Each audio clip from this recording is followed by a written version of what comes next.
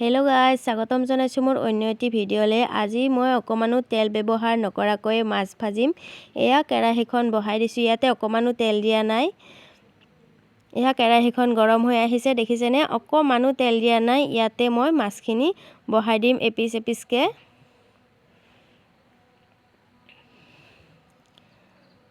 অকণমানো তেল ব্যৱহাৰ নকৰাকৈ আপোনালোকে বাৰু মাছ ভাজি খাই পাইছেনে? বেলেগ মাছ নাজানো, মই এইবিধ মাছেই কিন্তু ভাজোঁ তেল নিদিয়াকৈ।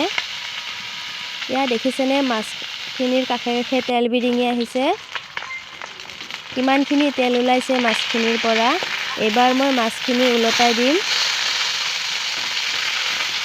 এয়া অকণমানো কেৰাহীখনত লাগি ধৰা নাই। এয়া দেখিছেনে কিমানখিনি তেল ওলাই আহিছে, কেৰাহীখনত লাগিও নধৰে। বুকুৰ মাছ হ'লে আৰু বহুতখিনি তেল ওলালে হয়। বহুত তেল থাকে এইবিধ মাছৰ, ৰূপচন্দা মাছৰ। এয়া কিমানখিনি তেল ওলাই গৈছে। কোনে কোনে এইবিধ মাছ খাই ভাল পায় জনাবচোন দেই।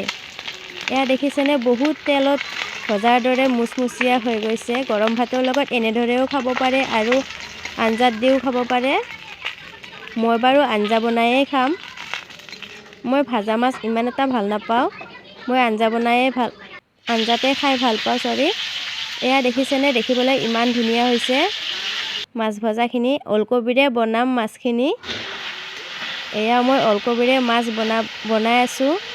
ৰেচিপিটো বিশেষ শ্বেয়াৰ কৰা নাই, সকলোৱে জানে ওলকবিৰে মাছ বনাবলৈ। এয়া দেখিবলৈ ধুনীয়া হৈছে। এয়া মই এইবাৰ গৰম ভাতৰ লগত খাম। ভিডিঅ'টো চাই কেনে পালে জনাবচোন দেই। আপোনালোকৰ যদি ভিডিঅ'বোৰ চাই ভাল লাগে প্লিজ চেনেলটো ছাবস্ক্ৰাইব কৰি দিব।